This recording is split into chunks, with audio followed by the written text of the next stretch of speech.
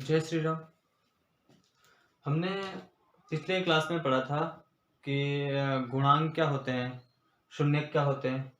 आज हम जैसे हमें कोई शून्यक दे रखे होते हैं तो हम उससे द्विघात समीकरण कैसे ज्ञात कर सकते हैं वो पढ़ेंगे। जैसे हमें कोई हम एक बार सीधा प्रोसेस करते हैं कि हमें एक बार कोई द्विघात समीकरण दे रखा है, जैसे 6x² -x और -2 इसके शून्यक निकालना है।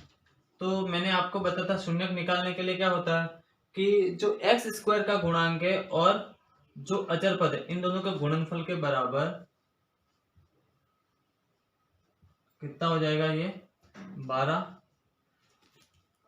तो जो भी हम दो नंबर मानेंगे इस x के गुणांक के इतने टुकड़े करेंगे, टुकड़े करने पर हमें इन दोनों के गुणनफल के बराबर वो टुकड़े का गुणा करने पर इन दोनों के गुणनफल के बराबर होना चाहिए और दोनों को जोड़ने या घटाने पर x के गुणांक के बराबर होना चाहिए। तो एक बार मैं इसके गुणनखंड कर देता हूं, 2 का जाएगा 6 बार। तो 6 में 2 को घटाने पर 4 बचेगा या फिर जोड़ने पर 8 बचेगा। यहाँ पे हमें क्या चाहिए, 1 चाहिए। तो 1 नहीं हो रहा, फिर से हम 2 का 6 के साथ, तो यहाँ पे 3, इन दोनों का गुणा करेंगे तो 4 हो जाएगा, 4 और ये 3, इन दोनों को जोड़ने पर 7 हो रहा है, लेकिन हमें क्या चाहिए, 1 चाहिए। इन दोनों को घटाने पर 4 में से 3 को घटाऊंगा तो कितना आएगा, 1 आएगा। ठीक है, 1 तो आ गया, लेकिन हमें अब यहाँ पे चिन्ह का ध्यान रखना है। हमें क्या किया, यहाँ पे प्लस का 6 और माइनस के 2 का गुणा किया तो क्या आ जाएगा, -12। तो मुझे -12 चाहिए। तो -12 कैसे आएगा,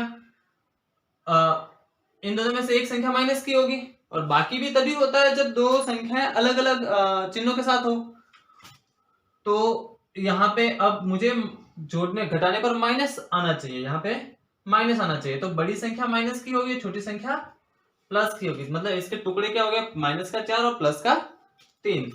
एक बार वापस देखेंगे कि जो x² का जो गुणांक है वो और अचर पद के गुणा करेंगे, और x² जो x के गुणांक है, x का गुणांक के ऐसे टुकड़े करेंगे कि उन दोनों का गुणनफल a और c के गुणनफल के बराबर हो, उन दोनों का जोड़ और बाकी x के गुणांक के बराबर हो, इन दोनों के गुणनफल के बराबर और x जोड़ और बाकी x के गुणांक के बराबर हो।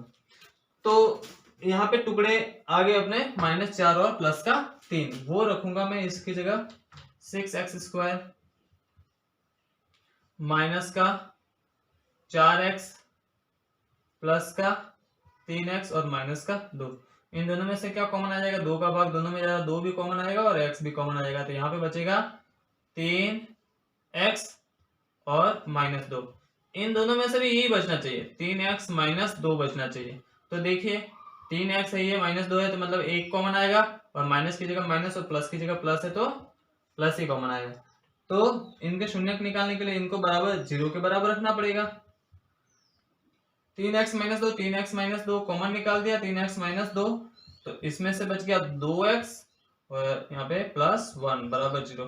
अब ये इक्वेशन 0 कब होगी, ये इक्वेशन 0 कब होगी, जब या तो 3x -2 बराबर 0 हो, तब 0 का गुणा इससे वो करेंगे तो 0 ही आएगा, या फिर 2x + 1 बराबर 0 हो तब, तो इससे शून्य निकल जाएगा, 3x बराबर 2 और x बराबर 2/3, और यहाँ पे 2x ये किधर जाएगा, क्या हो जाएगा, -1 और x बराबर -1/2। तो हमारे पास दो शून्य आ गए, इस इक्वेशन से दो शून्य आ गए। अब अगर हमें यह बोला जाए कि हमें ये इक्वेशन नहीं दी जाए, सिर्फ शून्यक दिए जाए, मैं आपको, मुझे ये बताने का मकसद मेरा ये है कि आप शून्यक से इक्वेशन कैसे निकालोगे। अगर हमें ये शून्यक दे दिया गया है ना, शून्यक दे दिया गया, अब कहा जाए कि आप इक्वेशन निकालिए, तो कैसे निकालेंगे। तो देखिए मेरे पास ये दो शून्यक है, दो शून्यक है। अब इन शून्यकों का क्या करूंगा, हमारे पास ये दो शून्यक दे रखे हैं, इन दोनों शून्यक से इक्वेशन निकालने हैं। मेरे पास ये वाली इक्वेशन आनी चाहिए। तो क्या करेंगे, यहाँ पे x के साथ और इधर भी इसके लिए भी x के साथ लिखेंगे। तो यहाँ पे क्या x के बराबर 2/3 है, तो मैं अगर इसको इधर ले आऊंगा तो माइनस का 2/3 हो जाएगा इसका, और ये माइनस का 2/3 है, इधर आने के बाद प्लस का 1/2। तो मतलब इनके चिन्ह बदल के लिखना है और उन दोनों को इंटू करना है, और ये बराबर 0 के साथ। इसको सोल्व करेंगे, क्या आएगा, 3 एलसीएम लूंगा तो यहाँ पे हो जाएगा 3x - 2, और इसको सॉल्व करूंगा तो क्या आ जाएगा 2, और यहाँ पे 2x + 1 बराबर 0। अब 3 और 2 का इंटू 6 करूंगा, 6 का इधर चला जाएगा, 0 के साथ मल्टीप्लाई होगा, 0 ही आएगा।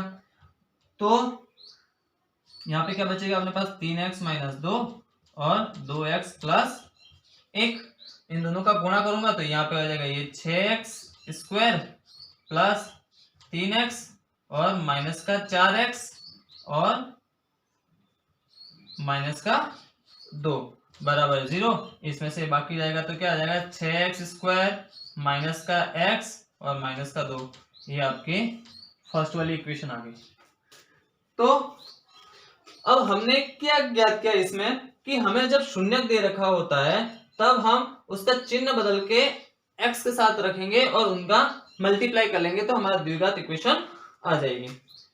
ठीक है, तो अब इसके बाद हमें ज्ञात करना है शून्यकों और गुणांकों के बीच में संबंध। द्विघात समीकरण में शून्यकों और गुणांकों के बीच में संबंध ज्ञात करना है। मैंने आपको बता दिया शून्यक से हम इक्वेशन कैसे निकालेंगे, ये चीज ध्यान में रखनी है आपको, शून्यक से इक्वेशन निकालने वाली चीज। तो यहाँ पे शून्यकों एवं गुणांकों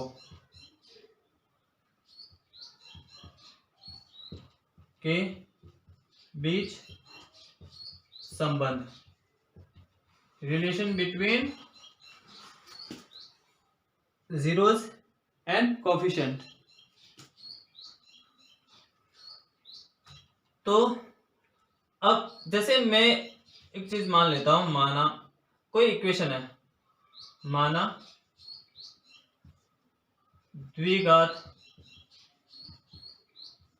समीकरण। कौन सा स्टैंडर्ड समीकरण क्या होता है, ax² + bx + c बराबर 0 के शून्यक क्या क्या मान लो, अल्फा व बीटा है।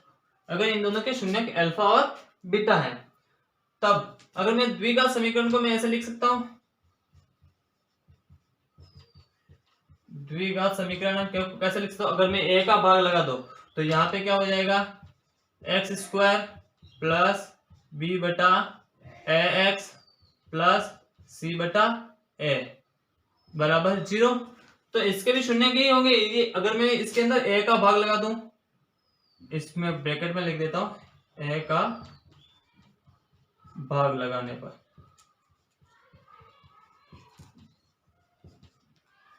तो यही वाली इक्वेशन है, तो इसके शून्य यही अल्फा और बीटा है। अब ये तो हमारे आ गया इक्वेशन, द्विघात समीकरण हमारा इस तरह से आ गया। अब हम क्या करेंगे, जो हमें जो शून्य हमने माने अल्फा और बीटा, इसके दो शून्य हो गए। मैंने आपको बताया था कि चर राशि पर जितनी अधिकतम घात होगी उतने ही शून्य होंगे। यहाँ पे अधिकतम घात 2 है तो इसके 2 शून्य होंगे, अल्फा और बीटा मान लें। अब शून्यकों से मैं क्या निकालूंगा, इक्वेशन, वो किसके बराबर आएगी, इसके बराबर। हमने पहले इससे पहले जो सवाल किया था वो इसी पे आधारित किया था कि जो भी हम शून्यक निकाले थे, शून्यक से वापस जो इक्वेशन निकाली थी वो ऊपर वाली आ गई थी। तो हम इस इक्वेशन के शून्यक अल्फा और बीटा माने, तो मतलब इन दोनों को सोल्व करके अगर मैं जो इक्वेशन आएगी वो ये वाली इक्वेशन आएगी। तो शून्यक से इक्वेशन निकालेंगे, तो शून्यक से इक्वेशन, तो द्विघात समीकरण क्या हो जाएगा, समीकरण, ये इक्वेशन 1 लिख लो। समीकरण क्या हो जाएगा, x, अब मैंने कहा था ये दोनों देखो प्लस के, तो इनके चिन्ह बदल के एक्स के साथ लिखना, तो क्या हो जाएगा minus alpha into x minus beta बराबर 0। तो एक्स का गुणा एक्स के साथ, एक्स का स्क्वायर एक्स का गुणा बीटा के साथ minus beta x, minus alpha का गुणा एक्स के साथ minus alpha x, minus alpha का गुणा माइनस बीटा के साथ तो प्लस अल्फा इंटू बीटा, क्योंकि माइनस का गुणा माइनस करने पर प्लस होता है। इन दोनों में से क्या कॉमन आएगा एक्स स्क्वायर, इन दोनों माइनस दोनों में है तो माइनस कॉमन आ गया, और इन दोनों में से क्या एक्स दोनों में है तो एक्स भी कॉमन आ गया, तो यहाँ पे एक्स अल्फा भी प्लस का और बीटा भी प्लस का आएगा, और यहाँ पे प्लस अल्फा इंटू बीटा आ जाएगा। अब देखिए ये वाली इक्वेशन और ये वाले इक्वेशन 1 और 2 को की तुलना कीजिए। समीकरण 1 व 2 की तुलना करने पर, 1 व 2 की तुलना करेंगे तो यहाँ पे देखिए 1 में यहाँ पे एक्स स्क्वायर है, यहाँ पे एक्स स्क्वायर, यहाँ पे एक्स है, यहाँ पे एक्स है, ये अचर पद है, ये भी अचर पद है, तो एक्स स्क्वायर के साथ गुणांक 1 है, चलो 1 है। यहाँ पे एक्स का गुणांक क्या है, एक्स का गुणांक b बटा है, और यहाँ पे अल्फा प्लस बीटा है, तो ये b बटा है किसके बराबर हो जाएगा, b बटा है, क्योंकि इन दोनों शून्यकों से जो भी समीकरण आएगा वो किसके बराबर आएगा, इसी के बराबर आएगा, तो b बटा है किसके बराबर हो गया माइनस अल्फा प्लस बीटा के बराबर। इसको ऐसे लिख सकते हैं, माइनस है तो ये माइनस b बटा a बराबर अल्फा प्लस बीटा। अब इसको हम भाषा में कैसे बोलेंगे, परिभाषित कैसे करेंगे, ऐसे करेंगे, देखो अल्फा और बीटा क्या शून्य का है, यहाँ पे क्या प्लस है तो शून्यकों का योग हो रहा है, ठीक है, तो यहाँ पे शून्यकों का योग किसके बराबर हो गया, b क्या है, b क्या है x का गुणांक, और a क्या है एक्स स्क्वायर का गुणांक, तो मैं यहाँ पे लिख सकता हूं शून्यकों का योगफल, शून्यकों का योगफल किसके बराबर हो जाएगा माइनस एक्स का गुणांक बटा एक्स स्क्वायर का गुणांक।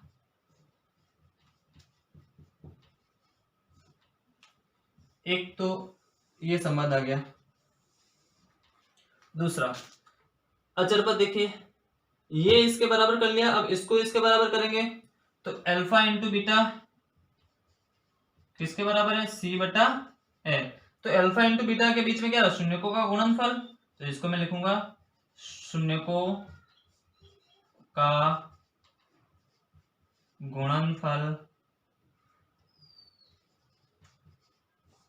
क्या हो जाएगा, c क्या है अचर पद और a क्या है एक्स स्क्वायर का गुणांक।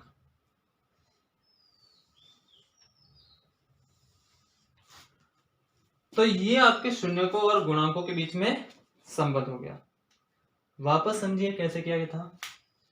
देखिए हमें कोई द्विघात समीकरण दे रखा है, उसके शून्यक दे रखे, तो हम इसको थोड़ा सिंप्लीफाई करेंगे, a का भाग लगा देंगे तो यहाँ पे a कट जाएगा, यहाँ पे b बटा a आ जाएगा, यहाँ पे c बटा a आ जाएगा बराबर 0। 0 में भी a का भाग लगाएंगे 0 ही आएगा। अब हमारे द्विघात समीकरण है और शून्यक अल्फा और बीटा है, तो मैंने इससे पिछले सवाल में आपको बताया था कि शून्यक से इक्वेशन कैसे निकालेंगे।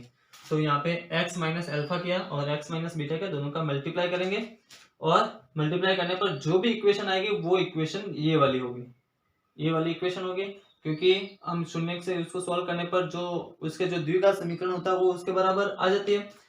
तो अब इसको इसकी तुलना करेंगे, तो यहाँ पे एक्स स्क्वायर का गुणांक 1 है, यहाँ पे एक्स स्क्वायर का गुणांक 1 है, ठीक है, यहाँ पे b बटा है, लेकिन यहाँ पे माइनस अल्फा प्लस बीटा, मतलब ये और ये गुणांक बराबर होंगे। अगर ये इक्वेशन इसके इसी के शून्यक से निकालिए तो ये दोनों x के गुणांक बराबर होंगे, तो हमने इसको बराबर लिख लिया और अल्फा प्लस बीटा आ गया माइनस b बटा a के बराबर। तो अल्फा प्लस बीटा क्या शून्यकों का योगफल, b क्या है x का गुणांक है और a क्या एक्स स्क्वायर का गुणांक, ये तो पहला संबंध आ गया। अब देखेंगे अचर पद अल्फा इंटू बीटा किसके बराबर है, c बटा a के बराबर है, तो अल्फा प्लस इंटू बीटा क्या है शून्यकों का गुणनफल और c क्या अचर पद है और अल्फा a क्या एक्स स्क्वायर का गुणांक। तो आज के लिए इतना ही। हम अगली क्लास में इसके ऊपर कुछ सवाल करेंगे। सवाल ऐसे ही होंगे कि कोई द्विघात समीकरण दे रखा होगा तो और हमें सत्यापित, ये हमें इनके बीच में संबंध जो है वो हमें सत्यापित करना रहेगा। शून्यक निकाल के फिर इस तरह से हमें सत्यापित करना है। धन्यवाद। जय श्री राम।